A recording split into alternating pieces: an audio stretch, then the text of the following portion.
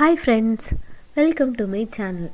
இந்த வீடியோவில் என்ன பார்க்க போகிறோன்னா, நம்ம திருநெல்வேலி ஸ்பெஷல் தேங்காய் திரட்டு பால் என்னோட ஸ்டைலில் எப்படி பண்ணுறேங்கிறத பார்க்கலாம். வாங்க வீடியோக்குள்ளே போகலாம். இந்த ரெசிபிக்கு நான் ஃபுல் தேங்காய் தான் எடுத்துருக்கிறேன். இதை உடைச்சி நம்ம குட்டி குட்டியாக கட் பண்ணி எடுத்துக்கலாம். அதுக்கப்புறம் ஒரு கடாயில் ஒரு 3 ஸ்பூன் அளவுக்கு பாசிப்பருப்பு ஆட் பண்ணிக்கிறேன். ஆட் பண்ணி நல்லா வறுத்து எடுத்துக்கலாம்.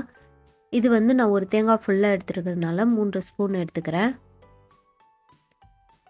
இப்போ பாருங்கள், பாசிப்பருப்பு நல்லா வறுபட்டுருச்சு. இந்த டைமில் நம்ம ஸ்டவ்வை ஆஃப் பண்ணிவிட்டு பாசிப்பருப்பை நல்லா ஆற விட்டுறலாம். அதுக்கப்புறம் அதை ஒரு மிக்சி ஜாரில் சேர்த்துட்டு லைட்டாக குறைன்னு அரைச்சிட்டு வந்துடலாம். அதுக்கப்புறம் அது கூடவே நம்ம ஒரு தேங்காய் ஃபுல்லாக குட்டி குட்டியாக கட் பண்ணி எடுத்து வச்சுருந்தோம். அதை இது கூட ஆட் பண்ணிக்கலாம். அதுக்கப்புறம் இது கூடவே ஒரு 3 ஏலக்காய் ஆட் பண்ணிக்கிறேன். ஏலக்காய் பவுடராக இருந்துச்சுன்னா நீங்கள் அது கூட ஆட் பண்ணிக்கலாம். இப்போ நான் பவுடராக இல்லாதனால நான் இது கூடவே ஆட் பண்ணிக்கிறேன். அதுக்கப்புறம் கொஞ்சமாக தண்ணி விட்டு இதை நல்லா பேஸ்ட் பதத்துக்கு நல்லா அரைச்சிட்டு வந்துக்கலாம். பாருங்கள், இந்த அளவுக்கு நல்ல மாவாக அரைஞ்சிருக்கணும்.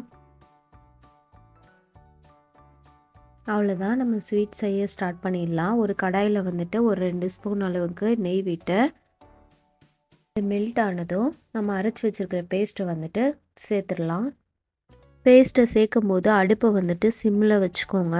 ஏன்னா இது உடனே கட்டி ஆகிடும், அடி பிடிச்சிடும். அதனால் அடுப்பை நல்லா சிம்மில் வச்சுட்டு அதுக்கப்புறம் இதை நீங்கள் பேஸ்ட்டை ஆட் பண்ணலாம். ஆட் பண்ணிவிட்டு நல்லா மெதுவாக கிளறி விட்டுட்டே இருக்கலாம்.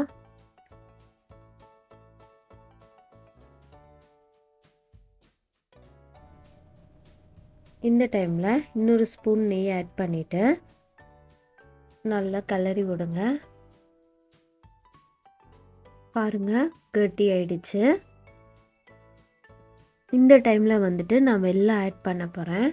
இப்போது நான் பெரிய கிளாஸில் 1 கிளாஸ் அளவுக்கு தேங்காய் கட் பண்ணது எடுத்துருந்தேன். அதில் 3/4 கிளாஸ் அளவுக்கு வெல்லம் ஆட் பண்ணிக்கிறேன். இதில் நாட்டு சக்கரை கூட ஆட் பண்ணலாம். வெல்லம் மிக்ஸ் ஆகிற அளவுக்கு நல்லா மிக்ஸ் பண்ணி விட்டுக்கலாம்.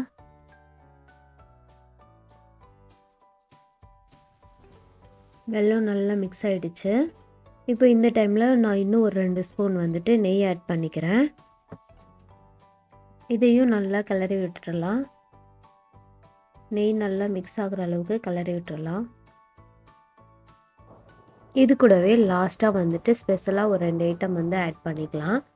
அதுக்கு 10 பாதாமும் ஒரு 15 பிஸ்தாவும் எடுத்துருக்கிறேன். இதை லைட்டாக குறைன்னு அரைச்சிக்கலாம்.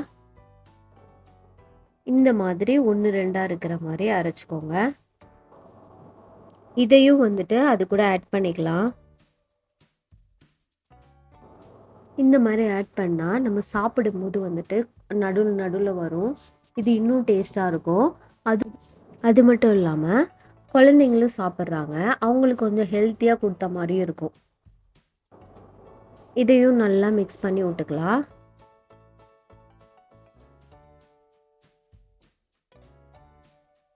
பாருங்கள், நம்மளோட ரெசிபி ஆல்மோஸ்ட் ரெடி ஆயிடுச்சு. இன்னும் ஒரு 2 மினிட்ஸ் நல்லா கிளறி விட்டுறலாம். இதை நல்லா சிம்மில் வச்சே பண்ணுங்கள், இல்லைன்னா அடி பிடிச்சிரும்.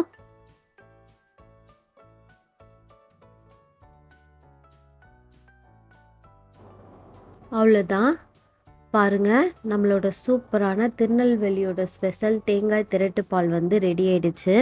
இது அவ்வளோ டேஸ்ட்டாக இருக்கும். தேங்காய் டேஸ்ட்டே இருக்காது, அந்தளவுக்கு டேஸ்ட்டாக இருக்கும். கண்டிப்பாக இதை மிஸ் பண்ணாமல் ஒரு டைம் கண்டிப்பாக ட்ரை பண்ணி பாருங்கள். ட்ரை பண்ணி பார்த்துட்டு எப்படி வந்துச்சுன்னு சொல்லிட்டு கமெண்ட் பண்ணுங்கள். வீடியோ பிடிச்சிருந்தால் லைக் பண்ணுங்கள், சப்ஸ்கிரைப் பண்ணுங்கள். Thank you all.